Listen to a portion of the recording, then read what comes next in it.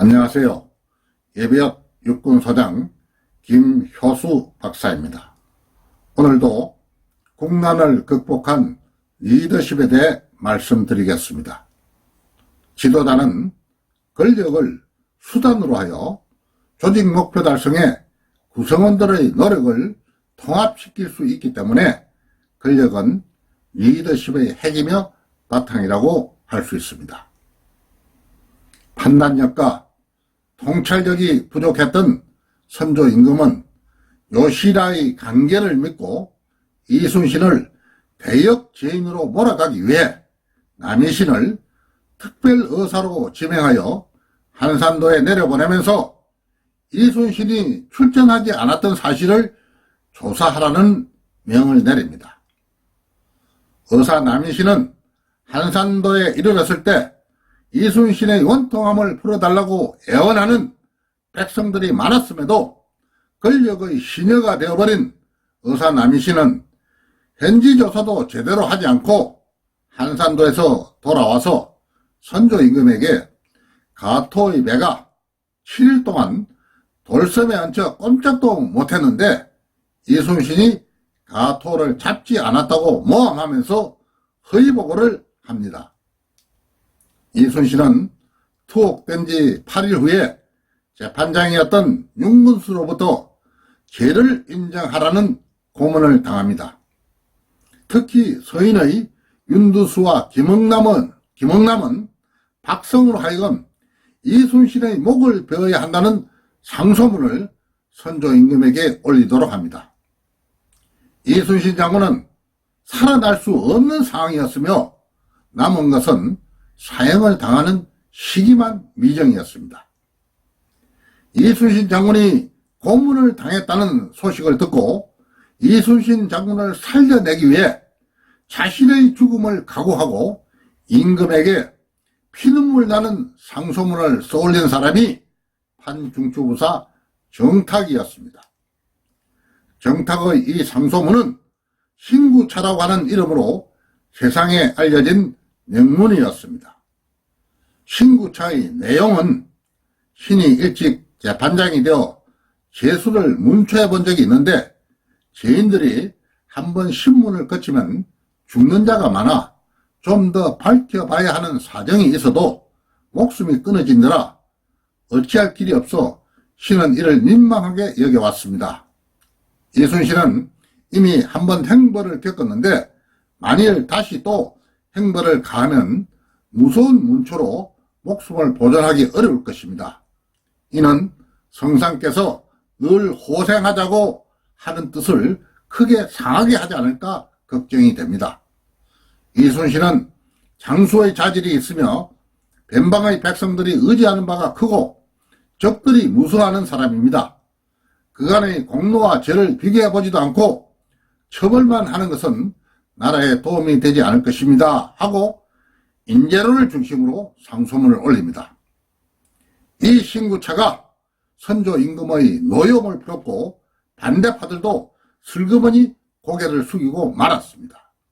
선조 임금은 이순신 장군을 옥에 가둔 지 28일 만인 정유년 4월 1일에 석방하면서 백의종군하라는 명을 내립니다. 백의종군길에 나선 이순신 장군은 아산 선영에 참배하고 친지들을 만나보기도 했으나 아산에서 어머님이 돌아가셨다는 부음을 듣게 됩니다. 이순신의 어머니는 아들이 서울로 포박되어 갔다는 소식을 듣자 바닷길을 통해 아산으로 올라오던 중에 배 위에서 세상을 떠나게 됩니다. 어머님의 장례를 치르자 금부도사가 이순신에게 백의종군길에 나서자고 재촉을 합니다. 이순신은 어머님 명령 앞에서 나라에 충성하려고 했건만 죄인이 되었고 어버이에게 효도하려고 했건만 어버이마저 가버리셨구나. 천지간에 내 운명과 같은 사정이 또 어디 있으랴. 어서 죽는 것보다 못하구나 하고 슬픔과 원통함을 난중일기에서 토로하고 있습니다. 너무나 큰 고통을 당했기 때문에 인간 본성에 내재되어 있는 울분과 심정을 글로 토로했다는 생각이 듭니다.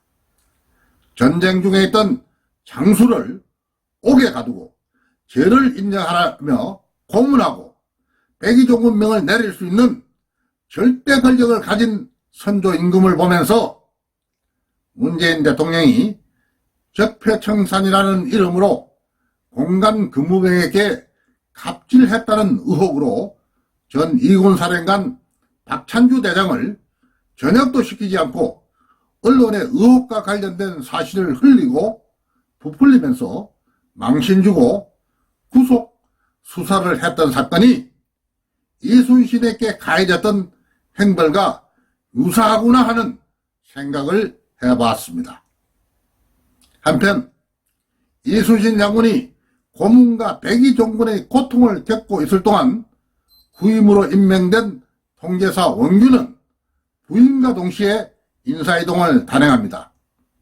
유성룡의 징비록에 의하면 원균이 한산도에 부임해서는 이순신이 시행하던 군중의 규칙을 변경하였으며 뒤이어 이순신 밑에서 청렴하고 강직했던 장수들을 파면 또는 전직시키고 그 후임으로 자기 뜻을 무조건 받아들이는 무능하고 아첨자라는 장수들을 임명했다고 했습니다. 특히 이순신이 직책의 고하를 막론하고 자신의 의견이나 통제사에게 알려야 할 정보 등이 있으면 언제든지 자신의 의견을 개진할 수 있게 만든 운주당을 원균은 첩을 데리고 살았으며 울타리를 치고 있었기 때문에 장수들이 그의 얼굴을 볼 수가 없었으며 술을 좋아해서 늘 취해 있었고 술이 취한 상태에서 부하들에게 함부로 행벌을 내렸으며 군사들은 만일 적병이 온다면 탈환할 길밖에 없다고 하는 말을 자주 했다고 기록하고 있습니다. 내로남불의 대표라고 할 수 있는 원균의 행태를 보면서 인사가 만사라는 말을 떠올리게 합니다. 특히 옛날이나 지금이나 모든 권력은 인사에서 시작된다고 해도 과언은 아닌 것 같습니다. 국회 인사청문회를 거치면서 청문 보고서가 채택되지 않은 고위직 관료를 대통령이 임명하는 과정을 지켜보면서 무엇 때문에 인사청문회를 하며 코드가 맞고 아첨을 잘하는 사람만이 고위직에 오르고 보직되는 것이 아닌가 하고 걱정을 해보기도 했습니다. 이순신 장군이 죄인으로 포박되어 가자 일본은 전쟁의 매듭을 짓기 위해 십몇군의 부서를 다시 정하고 14만 1천여 명의 군사를 동원하여 조선을 다시 공격하게 됩니다. 우리가 말하는 정유재란입니다. 정유재란을 일으키면서 왜군들은 요시라를 다시 김영수에게 보냅니다. 요시라는 왜군의 후속 부대가 바다를 건너니 조선수군이 해상에서 요격하면 크게 성공할 것이라고 하는 밀서를 또다시 전달합니다. 왜군들의 동태를 주시하고 있던 도제찰사 이원익은 왜군이 바다를 건너오기 전에 경멸해야 한다는 계획으로 도원수 건율과 상의하여 수군의 출동을 결정하며 원균에게 출전하라는 명을 내립니다. 원균은 출전을 명령하는 이원익과 도원수 건율의 독전에 못 이겨 적에 대한 정보와 세부 공격 계획도 없이 한산도를 출발하여 안골포와 가덕도를 공격했으나 전과 없이 수군장인 보성군수 안흥국을 잃은 채 중도에서 돌아오고 말았습니다. 원균의 패전을 알게 된 도원수 건율은 원균을 사천까지 호출한 후에 권장을 치면서 원균을 꾸짖고 재출전을 명령합니다. 권장을 맞고 돌아온 원균은 200여 척의 전선을 거느리고 한산도를 출항합니다. 이순신 장군은 출항하기 전에 적에 대한 정보를 파악하고 장수들과 운주당에 모여 작전 수행에 관한 전술토의를 하고 출항했으나 원균 장군은 출전 명령에 따라 공격 목표도 정하지 못하고 바다를 건너오는 왜군을 잡기 위해 한산도에서 출항합니다. 삼도 수군의 함대는 거제 옥포에서 하룻밤을 지내고 다음 날에 부산 다대포로 향하게 됩니다. 다대포에는 외선 8척이 머무르고 있었으나 조선의 대함대를 발견하고 왜군들은 배를 버리고 육상으로 도주합니다. 이를 본 삼도 수군의 군사들은 힘들이지 않고 외선 8척 전부를 불태워버린 후에 곧바로 부산 앞바다로 향하게 됩니다. 부산 앞바다에 이르자 외선 1000여 척이 대마도에서 건너오고 있었습니다. 바람이 남쪽에서 불어오고 파도가 심하게 일어나고 있었으며 하루 종일 항해로 삼도 수군의 군사들은 피로에 지쳐 있었습니다. 원균은 왜군과 바다의 기상조건, 삼도 수군의 전투준비 태세에 대한 판단도 없이 공격하라는 엄한 명령을 내렸으나 군사들은 어떻게 공격해야 좋을지를 분간하지 못하고 있었습니다. 반면에 왜군들은 돛을 올리고 풍랑을 이용하여 고의적으로 접근했다가 퇴각하는 등의 조직적이고 계획적인 교란 작전으로 조선 수군을 극도로 피로하게 만들었으며 원균이 거느리는 조선 함대는 조금씩 분산되기 시작했습니다. 일부 전선은 노군들의 피로와 파도로 떠밀려가 왜군에게 각계격파당하는 상황이 전개되기도 하면서 전세는 매우 불리했습니다. 원균은 간신히 전선을 수습하여 가덕도로 후퇴를 합니다. 피로에 지쳐 가덕도로 후퇴한 삼도 수군은 정찰도 하지 않고 물을 찾아 정박을 합니다. 목이 말랐던 군사들이 상륙하자 숨어있던 왜군들의 기습 공격을 받게 됩니다. 원균은 가덕도에서 400여 명의 군사를 잃었고 다시 거제 칠천장으로 함대를 이동합니다. 칠천장에 들어온 원균은 또다시 건율에게 불려가서 패전의 책임을 문책당한 후에 매일 술만 먹고 취하여 장수들이 작전과 관련된 중요한 건의마저 듣지 않았으며 왜군에 대한 새로운 대책도 세우지 않았고 자신의 가오보다는 벌을 받고 문책을 당한 사실만을 분하게 여기고 있었습니다. 조선 수군의 실정을 파악한 왜군은 정년 7월 15일 달이 밝은 밤을 이용하여 경계도 하지 않는 조선 수군을 향해 야간 기습 공격을 하게 됩니다. 기습 공격을 당한 전라우수사 이혁기와 충청수사 최원은 그들이 타고 있는 전선과 함께 싸우다 전사했으며 처음부터 후퇴를 주장해오던 경상우수사 배설은 12척의 전선과 함께 탈출하는 데 성공합니다. 통제사 원균은 부하들이 항전하는 모습을 끝까지 지키면서 독전하지 못하고 왜군을 피해 육상에 오르기는 했으나 외병의 칼날에 비겁한 최후를 맞이하면서 전사합니다. 원균은 왜군들의 기습 공격을 예측하거나 기습에 대한 대비책도 마련해 본 일이 없으며 삼도수군 통제사의 책임과 역할마저도 망각한 장군이었습니다. 이순신이 피와 땀으로 일으켜 놓았던 조선 수군은 하룻밤 사이에 왜군들의 기습 공격에 괴멸되고 말았습니다. 장군이 군사를 쓸 줄 모르면 그게 바로 나라를 적에게 넘겨주는 것이라는 육도 삼략에 나와 있는 말 그대로 원균은 자신만 망한 것이 아니라 제 손으로 나라를 적에게 넘겨주는 일을 하고 있었던 것입니다.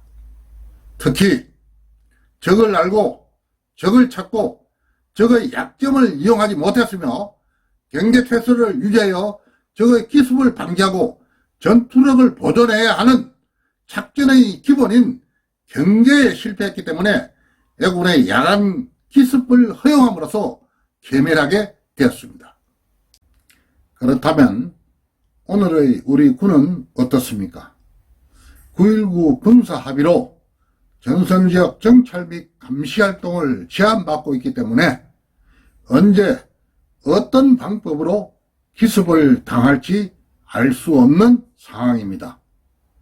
특히 지난 25일에 북한이 신행 탄도미사일을 동해로 발사했는데도 끝까지 추적하지 못했으며 3,000톤급 SLBM 잠수함을 공개하면서 도발 수위를 높여가고 있는데도 국방부는 9.19 군사 합의를 충실히 이행해 나가겠다고만 하고 있습니다. 특히 러시아 군용기가 독도 영공을 침범하고도 침공 사실을 부인하면서 오히려 우리가 공중 난동을 부렸다고 비난해도 특별한 대책을 내놓지 못하고 사태를 덮으려 하다가 망신을 당하기도 했습니다. 이것 외에도 삼척항해 북한 목선의 입항 사건, 제2함대사의 거수자 출연 소동 등 곳곳에서 경제와 관련된 허점들이 드러나고 있습니다. 사병들의 복무기간 단축으로 전투기술을 연마하는 시간도 부족하며 실제 수류탄을 던져보지도 않은 병사들이 있는가 하며 싸워야 할 주적이 누구인지도 모르고 있고 전쟁이 일어나면 자신의 임무와 역할이 무엇인지 잘 모르기 때문에 싸우기 전에 먼저 도망가겠다는 장병이 있는가 하며 신문이 나사 빠진 군대, 유치원 군대라고 하는 기사로 군을 비판해도 변화하지 않는 군을 보면서 원균의 군대로 변해가고 있는 것이 아닌가 하고 심히 걱정을 해봅니다. 국군 통수권자인 문재인 대통령님, 천하가 비록 편안하다 하더라도 전쟁을 이기면 위태롭다고 사마양전은 말했습니다. 북한은 계속 신행미사일을 개발하면서 도발 수위를 높여가고 있고 핵무기를 폐기하는 논의는 진전이 없습니다. 그럼에도 우리는 9.19 군사합의를 충실히 이행한다고 하면서 정보, 감시, 정찰 능력을 무력화시키고 있고 군사 대비 태세를 약화시키고 있습니다. 9.19 군사합의서 이행은 망국의 길로 가는 적폐입니다. 9.19 군사합의서는 반드시 폐기되어야 합니다. 우리 군의 주적이 누구인지를 장병들에게 분명히 인식시키고 군의 훈련기강을 확립하여 강한 군대를 육성해 주기를 간곡히 당부드립니다. 시청해 주신 여러분들께 진심으로 감사의 인사를 올립니다. 감사합니다.